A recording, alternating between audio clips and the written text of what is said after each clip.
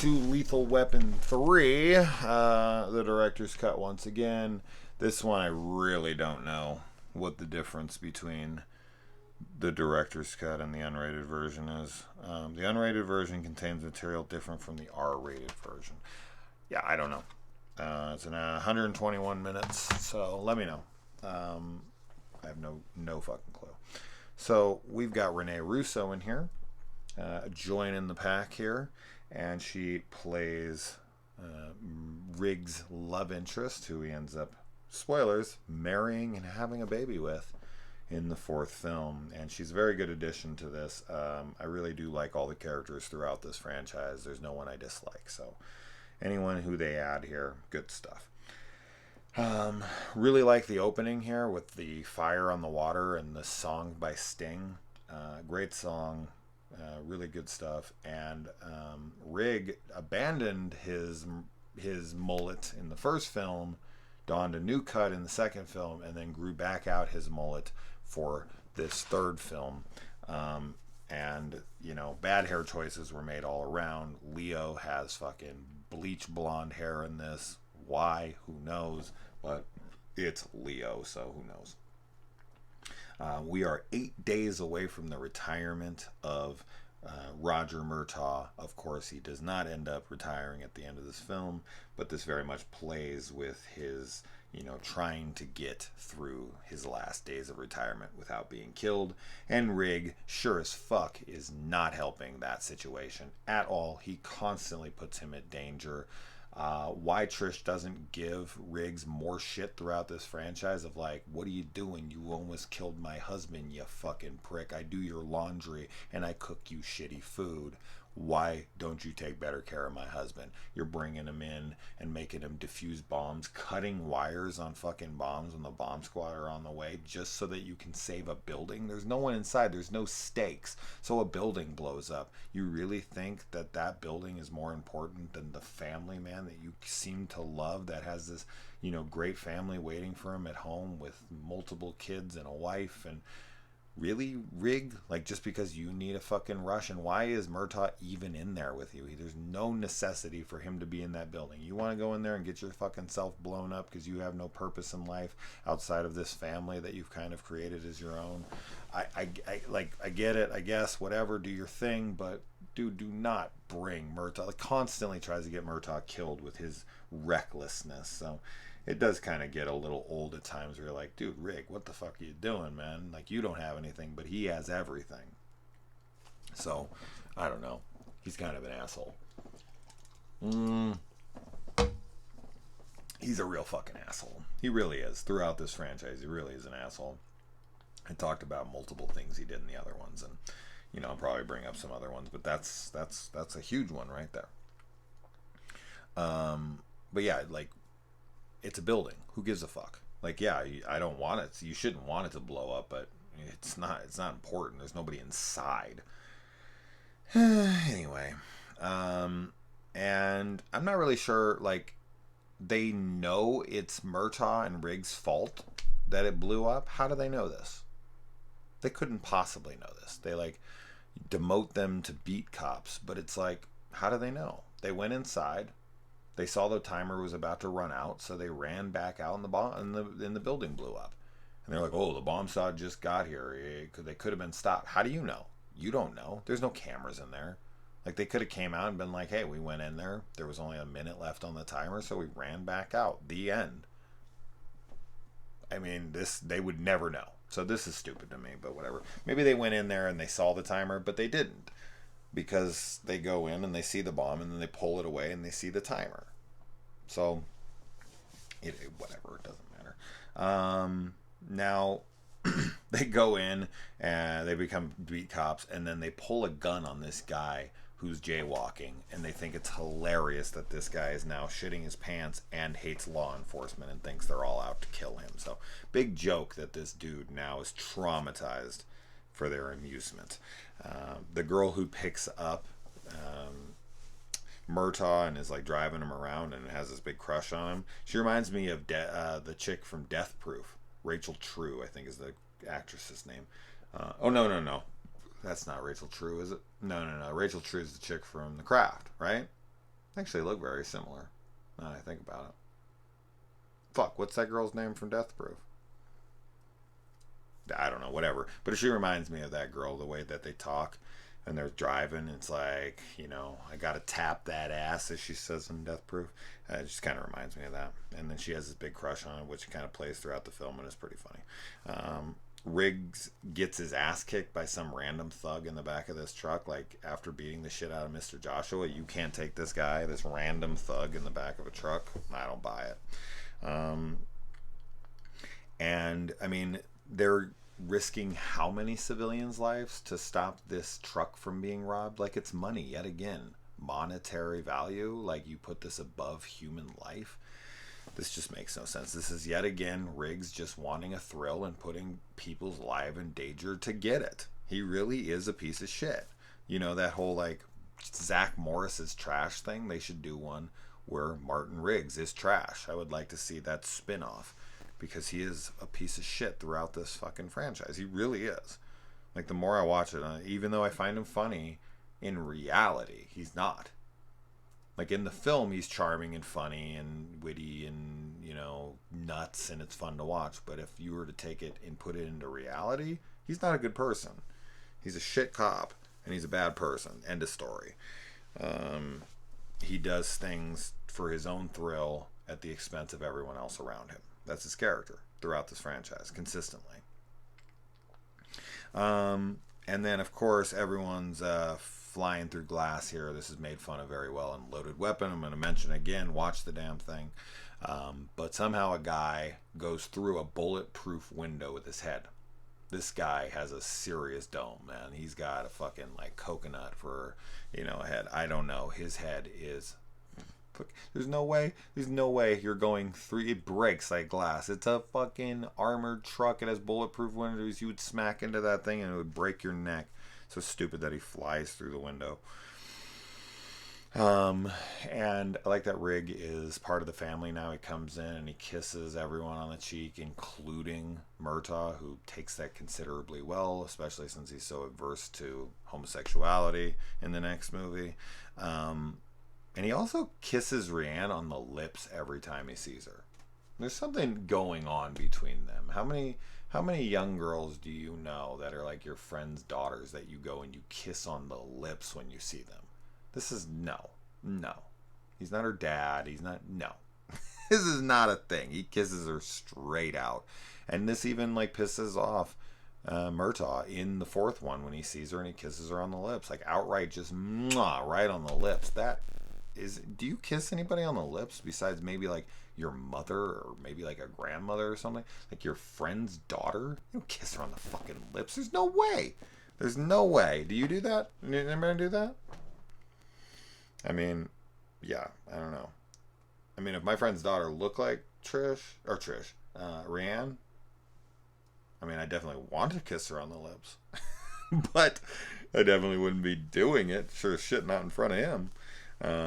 Leo is not the real estate agent, and the House of Horrors full disclosure scene is pretty funny, and then he walks in on them looking gay together. And then they have the word, Raj. What word are we saying? Word. 4 letters, starts with W, O-R-D on the end. Word. Never been a big fan of like these, slang words that came from a different generation than me. I think that's really what it comes down to. This is a total hypocritical thing. I think a lot of us do. Like, people are like, and I'm completely guilty of this 100%. But like, it is funny how we have all sorts of slangs from our generations, like rad and cool and all these things, but then somebody comes out from a different generation and they're like, oh man, it's been a minute. I hate that one personally. Like, oh, it's been a minute. And my response to that every single time is like, that's not very long. That's not a long increment of time. Like, what are you talking about? 1 minute? That's you're acting like it's a long time. I always say this and people are like, dude, it's a saying. You don't know this? And I'm like, ugh, yes, I know it's a saying. It's a fucking joke. It's a joke. You ever heard of a joke? You're too fucking young for a joke. You know what that is? It's like when you say something, people laugh. Obviously, you're not one of those people. But it is funny how like we demonize sayings that aren't our own. And as I said, I'm completely fucking responsible for this. I'm completely guilty of it. It's so stupid. Even when he says word, I'm never a word guy. But I will say, oh, that's fucking rad. You know? That's just my generation. So it is stupid. It's total hypocritical nonsense. And I just caught myself doing it, so I had to call myself out for it. Be more self-aware. Be, call out your own bullshit. Nobody else is going to fucking do it. Unless you have me as your friend, then I will guarantee to call out your bullshit, and you will not be my friend within like a month because you'll hate my guts. This guy gets killed in cement, drowned in there, and then covered and just buried. I wonder how many people are buried in cement in the world. Like how many people are like their bodies are put in there and you don't ever know they're there. There's got to be a bunch. That's just it's just a interesting way to get rid of somebody. It'd be hard to find their body if they were buried in cement. Until, of course, they dig that shit up when they condemn the place or rip it down to build something else. You'd probably find the body then, but whatever. Wouldn't be found for a very long time. Now, Rig gets Rianne to lose her job because he comes in on this movie set and tackles this guy, and he gets her fired, but then he beats this guy up on set and gets her job back. This is pure fucking nonsense. There's no way this would work, and there's no way that there'd be people letting this happen. And as soon as he walked away, he'd be like, you are fired. Give me the police. I'm reporting this fucking guy. He's a police officer, and he just assaulted me on my own set, and I have 1,000 witnesses. In fact, there's cameras around that probably filmed it. So, but it's a movie. You just have to, and this is Riggs beating the shit out of some dude in front of everybody, and everyone's clapping that he beat this guy up. Now I get it, they're clapping because this guy's a dick and they all don't like him, but there's just no way. This is all movie stuff. This is pure movie stuff. This would never work in real life, but I still think it's fun. And oh, poor Raj when he shoots his gun, and then Riggs punches all this shit and covers for him because Raj is just, he's out of sorts, man. He's getting old. He's getting too old for this shit. We are introduced to the cop killer bullets that can pierce bulletproof vests, and I guess tractors, freaking digger metal. I don't know what the hell those are called. What are those called? A bulldozer? Well, what's the bulldozer's fucking thing? I don't know. The arm on it. It can shoot through that, but it can't shoot through 2 bulletproof vests. It can shoot through a thick piece of steel like this on the tractor, on the bulldozer, but it can't shoot through 2 bulletproof vests. That seems really suspect to me, but whatever. Yet again, it's a movie,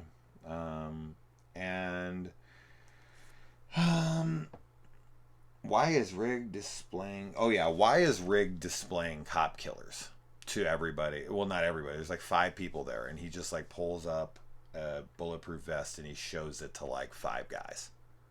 Like, why would Rig have cop killers on him? Why is it his job to demonstrate it to a few random cops in the precinct? Like, this makes no sense. Like, it's a cute scene and I like it and whatever, but it makes really no sense to me. Like, this should be a briefing that every cop in the station is shown, and if they're going to demonstrate it in the firing range, they're going to do it with everyone around, not just a few key cops. He's just going to grab them. But I guess Rig doesn't play by the rules. He grabbed a bullet and he told his close friends, like, look, this isn't what they're telling you yet, but I'm going to tell you. So I'll take it as that, but it just seems suspect to me. Moving on. And we got Eternal Affairs, played by Rene Russo here, in the elevator, and Rig is making all these money laundering jokes to Murtaugh. This is fucking hilarious to me. This is something I would do 100,000%. This is what I was saying earlier, that you would not be my friend. I do this shit to my friends. We go into a grocery store and I sit there when we're in line checking out and I slap my friend's ass and I'm like, come on honey, I'm fucking horny, let's get home already. And then I leave them there with the cashier and the guy's like, we're not gay. I don't. It's so funny. I do it to my buddy Brandon all the time, and he comes out and he's always so mad at me, but like in a very playful, like, I'm mad at you, I hate you kind of way. It's hilarious. Um, and yeah, you don't want to go to a hockey game and start pushing people around, especially on the ice. Not the best place. Leo shot on the ice and freaking out like a hypochondriac. Bro, I can fucking relate. I'd be freaking out too. And he's like, I'm freezing, I'm dying, I can feel it, I'm getting cold, and they're like, you're on the ice. Poor guy gets shot in the arm, and then I don't know why this whole scene is so dumb. Why the doctor, the medical professional, would be listening to Rig talk about dum wounds. This is bad writing. There's no way a doctor would be like, dum wound, what's that? Bullshit. No fucking way the doctor would be like, you're a dum, get the fuck out of here. And then like writing that's completely different than everyone else's, like we're gonna put a proctology exam down there, and then they shave his balls and all that. They're just so mean to him for no reason. Yes, it plays for laughs and this and that. I don't know, man. That doesn't make any goddamn sense. I like when Murtaugh's making the burger in this, and Riggs asks him straight out, did you wash your hands? And he's like, shut up, man. And he just goes and grabs the patty and starts moving it around. I'm like, bro, no, for real, did you wash your hands? He did not, clearly, 100% for sure. And he's been driving around, been doing God knows what.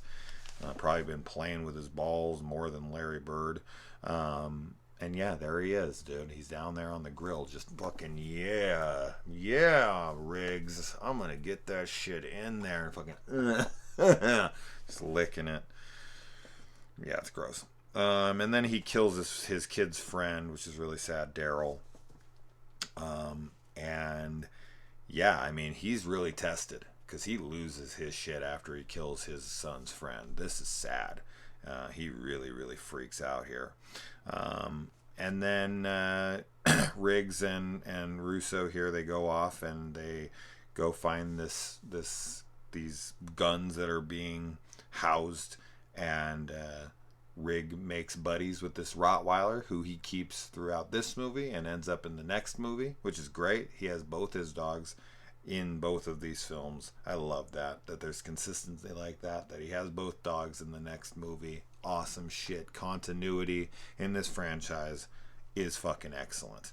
And then they got fight flirting in here. So they first fight flirt, and then he's like, she's kicking some ass, he's kicking some ass. They're flirting back and forth with fighting. And then they have the scar flirting, which this is once again parodied in Loaded Weapon. I can't say it enough. So yes, the third one is parodied in Loaded Weapon. So funny. But a great scene, a very memorable scene from this era. The scar flirt. And then she kicks him over while his pants are around his ankles, and yeah.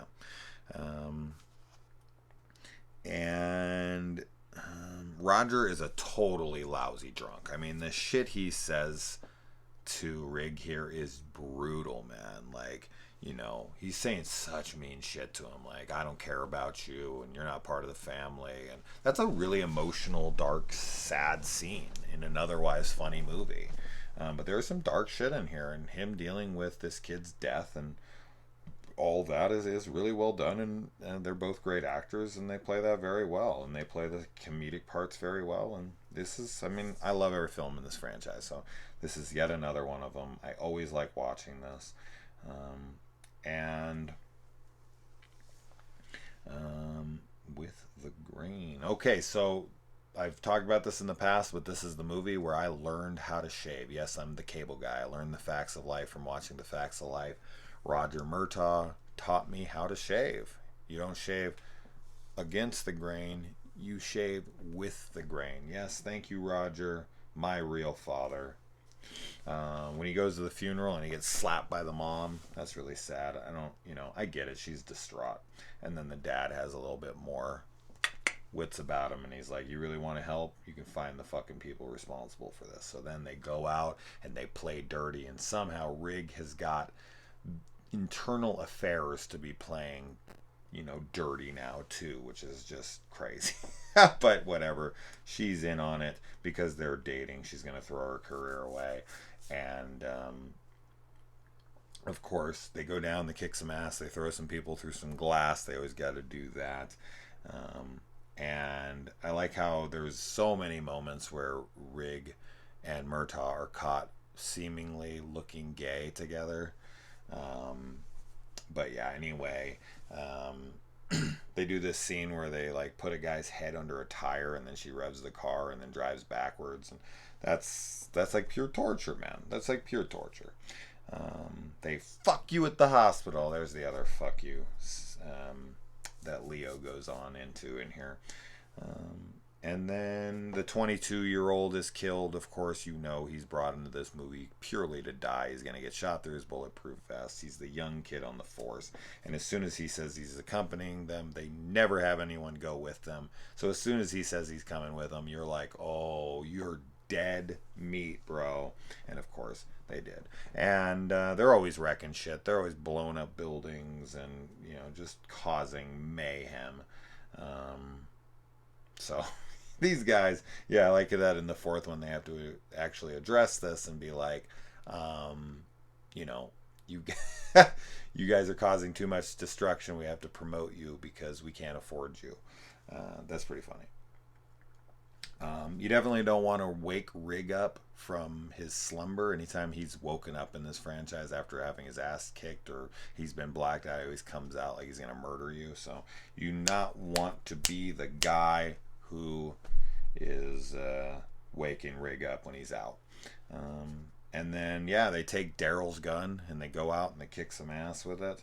And, of course, they go into this housing community where Jack is hanging out with his cronies, and they go in there with no other cops, no other backup, of course, shoot the whole damn place up. How they're going to explain this, who fucking knows? And then, yeah, I mean, they go in there and they light the whole place ablaze. They kill everybody, and then I guess they explain this by saying, who fucking knows? They'd be fired. But I guess if you have internal affairs with you, you can get away. I don't know. Then, as I had said before, I really like the guy who plays Jack, the villain in this. I think he's great. I think he's totally cold-blooded. I think he performs it very well. We don't get a lot of screen time with him, but I think he's a very effective villain. I didn't really talk about the villain in the second movie almost at all, the diplomatic immunity dude, but he's good. And, of course, you know, Dr. Wynn and you know, Mr. Joshua are good villains as well. So, and then Jet Li's in the next one, and he's cool. So I like all the villains in this, but I have to say I think that Jack might be my favorite. He's just ice, man. He's just pure cold-blooded ice. I mean, Mr. Joshua's cool too, but I don't know. The shit that he says, like when he's like, oh, we can write our fucking names in the concrete after this, and he's just cold. He's just super cold, and I like it. Then we get the bath replay where they come in with his retirement cake this time, and they cover his dick finally. You know, we get an "I love you, Lorna." I guess Riggs is now finally in love. Murtaugh, of course, does not retire. Leo is so funny in this movie, and then Leo ends up selling the house, and they pull it out from under him when he's supposed to make this big commission, put a bunch of his time, his effort into it, and they pull it away. And then when he's complaining about it, they tell him to get fucked. And then when he tells them, like, hey, you shot out my tires, can you at least pay for them? They tell him to get fucked again. This is what I'm telling you. They're so mean to Leo in this movie and in this franchise. It's so unnecessary how mean they are to this guy when he's just genuinely trying to be their fucking friend. They're assholes, man. They're fucking assholes to this guy. They cost him tons of money, ruin his fucking life, his time, get his teeth drilled into, get his nose broken, get his balls shaved, get his tires fucking blown out, get all of his, you know, it's crazy the amount of shit they put this guy throughout the franchise, and he's still buddies with them. It's crazy. Leo gets fucked. That's what Leo gets in this franchise. You fuck you at the drive-thru. They fuck you with friends. Anyways, all right.